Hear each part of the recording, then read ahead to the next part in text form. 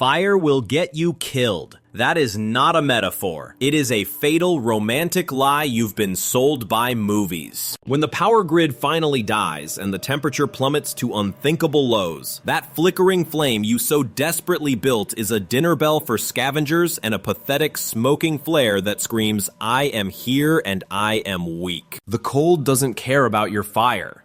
The cold is a patient, invisible thief armed with 5 different knives, and it is methodically stabbing you with all of them, right now. I survived -40 degrees, not with a match, but with a plastic trash bag and a basic, brutal understanding of physics. You are a 100-watt nuclear reactor, a walking furnace fueled by fat and spite. The problem you face is not making heat, it's stopping the theft. I am going to show you how to find and disarm all 5 of the cold's weapons, or you will freeze trying. The 5 knives of the cold. Before you can fight, you must understand the attack. You are a biological furnace, and the second law of thermodynamics is the enemy. The universe demands equilibrium, and it will try to steal your 98.6 degree core temperature in 5 specific, relentless ways.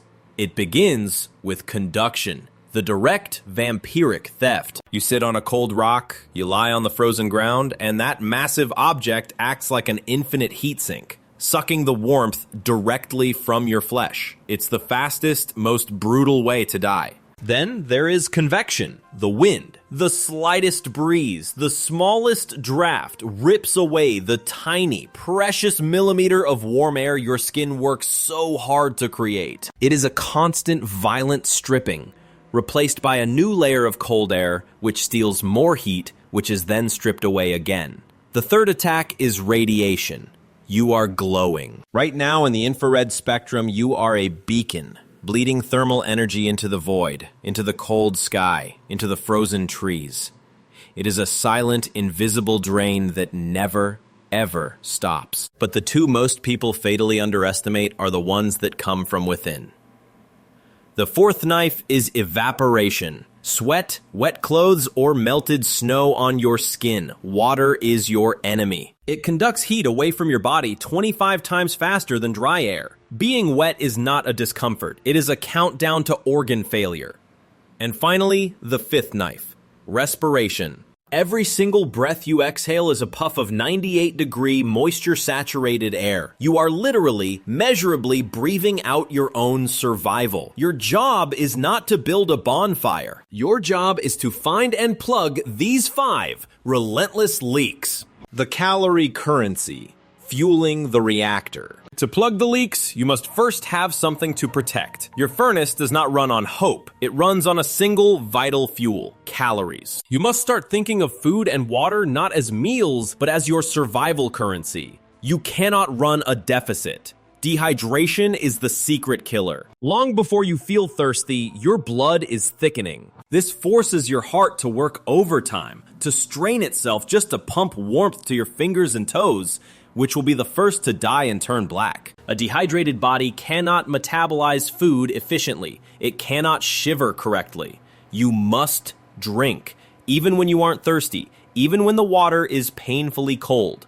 Melt snow and drink it. This costs calories, yes, but it is a non-negotiable investment. As for food, this is not the time for a diet. Your body needs fuel to burn, and different fuels do different jobs. Carbohydrates, sugars, crackers, energy bars, are your kindling. They provide quick, immediate bursts of heat. You use them when you need a fast jolt to get your shivering under control. But fats are the logs. Fats are your long-term survival. Cheese, nuts, oils, peanut butter, and animal fats burn slow, steady, and long, providing the sustained metabolic heat you need to survive the brutal, endless night. Your metabolism is the only thing in this entire equation that creates heat.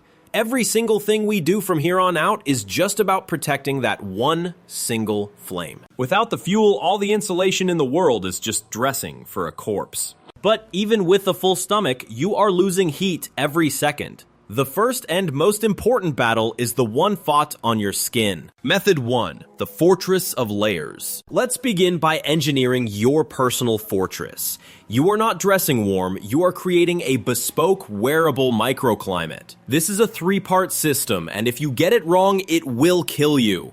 It all starts with the base layer, the one touching your skin. Its one and only job is to fight the knife of evaporation. It must pull sweat, your body's moisture, away from your skin and move it to the outside of the fabric. This is called wicking. Your only options are synthetics like polyester or polypropylene or high-quality merino wool. Cotton is murder. I will say it again, cotton is a death warrant. The moment cotton gets damp with your sweat or melted snow, it holds that moisture directly against your skin, becoming a superhighway for conduction and evaporation to chill you to the core. It is worse than being naked. Once your wicking layer is set, you add the insulation. This is the furnace room. This layer's job is to trap air, to fight convection from within. Fleece, down, wool, or, in a survival scenario, crumpled up newspaper, dry leaves, or shredded plastic bags. Its sole purpose is to create thousands, even millions of tiny pockets of dead air.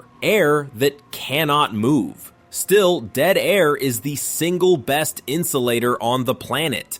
This is your armor. But this armor is useless if the wind can penetrate it.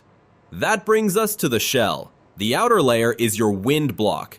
Its job is to stop the external knife of convection dead in its tracks.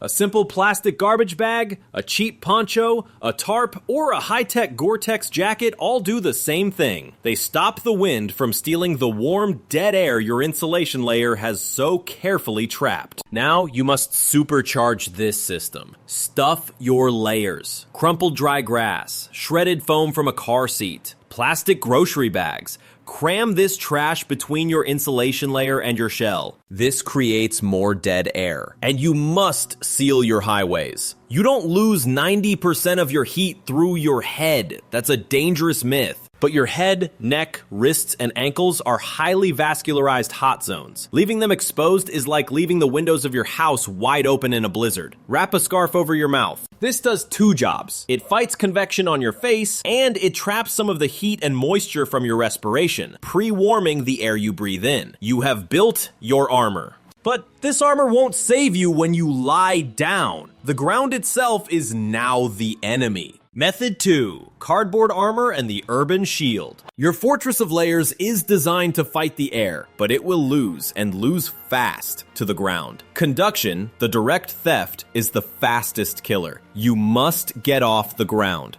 In an urban environment, the single greatest survival tool is not a knife or a lighter. It is cardboard. Do not laugh. Cardboard is a miracle of engineering physics. That corrugated waffle pattern on the inside is not just for strength. It is a perfect, pre-built network of trapped dead air. It is a portable, rigid insulation layer. Your first priority in any cold weather scenario, before shelter, before anything, is to create a sleep system. Lay down a mat of flattened boxes, at least 2 or 3 layers thick. This creates a powerful, non-compressible barrier, stopping the frozen concrete or earth from sucking the life out of you. This is non-negotiable. But its uses are not just for sleeping. You can tape cardboard over broken windows to kill convection. You can line the inside of a car with it, turning a metal box into a functional shelter. And yes, you must wear it. Shove flattened pieces under your jacket like a medieval knight's breastplate. Wrap it around your shins and tape it in place. It is a rigid, ugly, life-saving exoskeleton that stops both wind and heat loss. You can create a hobo roll by wrapping a thick layer of cardboard in a layer of plastic sheeting, creating a waterproof, insulated sleeping pad. In the city, cardboard is the duct tape of survival. It is everywhere. Use it. But what if you're not in the city? What if you're surrounded by nothing but trees and snow? Method 3. The debris coffin. If cardboard is your best friend in the city, the forest floor is your only ally in the wild. You're going to build your armor from the earth itself. You're going to build a debris hut. I call it a debris coffin because to work it must be small. Claustrophobically small. Find a dry spot, ideally under a large evergreen out of the wind. Find a strong, thick branch about 8 feet long and prop one end on a low stump or a rock with the other end on the ground. This is your ridge pole. Now build a skeleton. Lean smaller branches along the entire length of the ridge pole, creating a tiny, steep-sided A-frame. It should look like the ribs of a dead animal. It must be only as wide as your shoulders and only as tall as your chest. Any bigger and your body heat will be wasted. Now comes the insulation. You must bury this skeleton. You will pile on dry leaves, pine needles, moss, bark, and grass. Do not stop at 1 foot. You need 2, 3, even 4 feet of this material covering the entire structure. You are not building a roof, you are building a nest. The thicker it is, the more dead air it traps, and the more it will shield you from convection and radiation. Now, the most critical step, the bed. You must insulate the inside. Rake another 2 feet of dry debris inside the hut. This is your mattress, and it is the most important part. It stops conduction from the ground. Now, you crawl inside, feet first. It will be dark. It will be tight. It will smell like decomposing forest floor. Perfect. Pull a pile of leaves or your garbage bag poncho over the entrance, sealing yourself in. Within minutes, the radiant heat from your body and the warm air from your respiration will be trapped. The tiny insulated airspace will begin to warm. You are sleeping inside your own insulation, completely shielded from all 5 knives. This is the gold standard. But there is a tool that can supercharge any shelter. A tool that fights the invisible knife.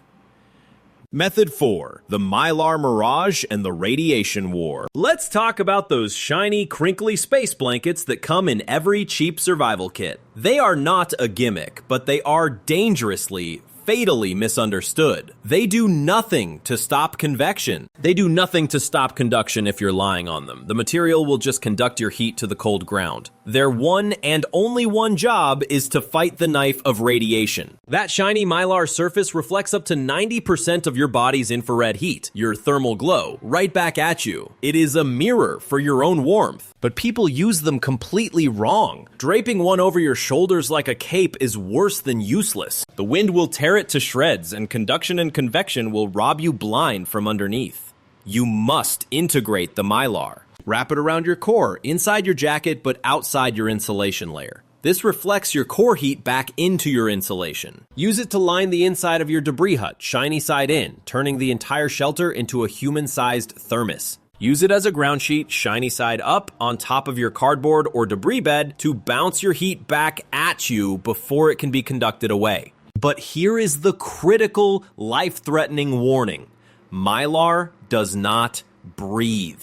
It is a perfect, non-porous vapor barrier. If you wrap yourself in it completely, your sweat, your evaporation, will get trapped. You will become soaked. And the second you break that seal, the second you open your Mylar burrito, that moisture will flash freeze and you will die. It is a powerful tool, but it is a double-edged sword. Heavy-duty aluminum foil from a kitchen, or even the inside of a large potato chip bag, can serve the same purpose in a pinch. Even with all this, your toes and fingers will be the first to go. You need a way to send them reinforcements. Method 5. The portable radiator. You need a focused heat source, a way to move thermal energy from your core to where it's needed most. You are going to make one. This is the hot water bottle radiator. Find any durable bottle, ideally metal like a stainless steel canteen or a hard Nalgene style plastic. Fill it with hot water, not boiling, just hot. If you have no fire, no stove, no problem. Fill it with any water, even cold water, and stick it deep in your jacket, against your stomach or in an armpit. Your own 98-degree core will slowly heat the water over an hour. You have just created a thermal battery, a portable bank of caloric energy. Now wrap that bottle in a sock so it doesn't burn your skin, and place it strategically. Do not put it by your cold feet. That is a waste of energy and a good way to get a frostbite burn injury. You must put the radiator where the blood superhighways are. Place it against your neck to warm the carotid arteries. Shove it under your armpits. Or, most effectively, place it high between your legs against your femoral arteries in your groin. This directly warms the blood flowing from your core, which then circulates that warmth to your entire body, to your fingers and toes. It is a life-saving, self-powered heat pump. And when it finally cools down, you have water to drink, fighting the dehydration that is thickening your blood. If you have no bottle, you can heat a smooth, dry rock by a fire. Never a wet rock, it can explode. Wrap it in many layers of cloth and use it the same way. This is active heating, using physics as a weapon. But what if you are not alone? What if your greatest resource is another walking furnace? Method 6. The Primal Furnace Huddle. If you are with other people, you must immediately abandon all sense of personal space and social awkwardness. The cold does not care about your polite fictions. You will huddle. This is not just a nice idea, it is a primal law of biology. 2 people in one sleeping bag will stay significantly warmer than 2 people in separate adjacent bags. You are sharing metabolic heat and, more importantly, you are dramatically reducing the total exposed surface area for radiation and convection to attack. You huddle back to back, side to side. You create a human burrito, interlocking your limbs and wrapping your entire group in a single large tarp or Mylar blanket. But there is a dangerous, little-known risk. If one person in your group is already deep into hypothermia, they can act as a heat sink. They are no longer a radiator. They are a block of ice. Putting them in the middle of the huddle can actually suck the warmth from the healthier survivors, killing the entire group. You must put the healthiest, warmest individuals on the outside of the huddle, and the coldest person in the absolute center, shielded from all sides. If you are alone, you must become your own huddle. You must get into the fetal position, knees to your chest, arms wrapped around them. This is not a position of defeat. It is a position of tactical physics. You are minimizing your body's surface area, giving the void, giving radiation, less of you to steal from. You are protecting your vital, heat-generating core with the armor of your own limbs. You can have every one of these layers, you can have the best shelter, but none of it matters if you lose the one thing that controls it all. The mind is the match, fighting the final enemy. This brings us to the final and most important tool, your brain. The cold doesn't just attack your body, it attacks your decisions. Hypothermia is insidious. It is a poison that makes you stupid before it makes you dead. It makes you clumsy. It makes you apathetic. It makes you irrational. You must watch for the umbles, stumbles, mumbles, fumbles, grumbles. These are the first critical signs that your core temperature is dropping. Your brain is getting cold. You will feel an intense, overwhelming, and deeply comforting urge to just sit down, to rest for a minute. This is not fatigue. This is your body beginning the shutdown sequence. This is the death nap. You must not, under any circumstances, sit down.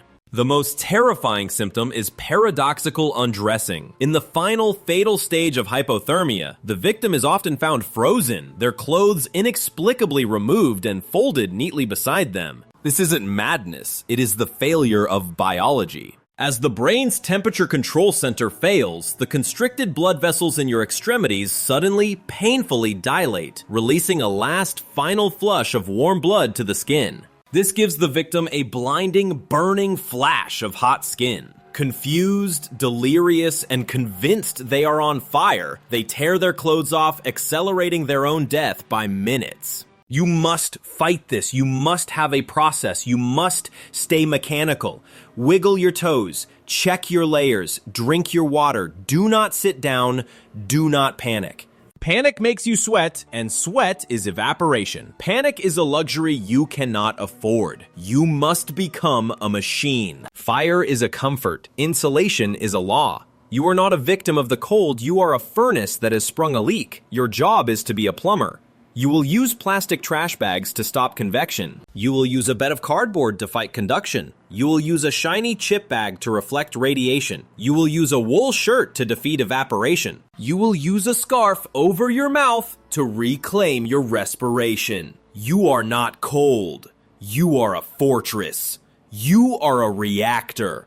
And you will not go dark.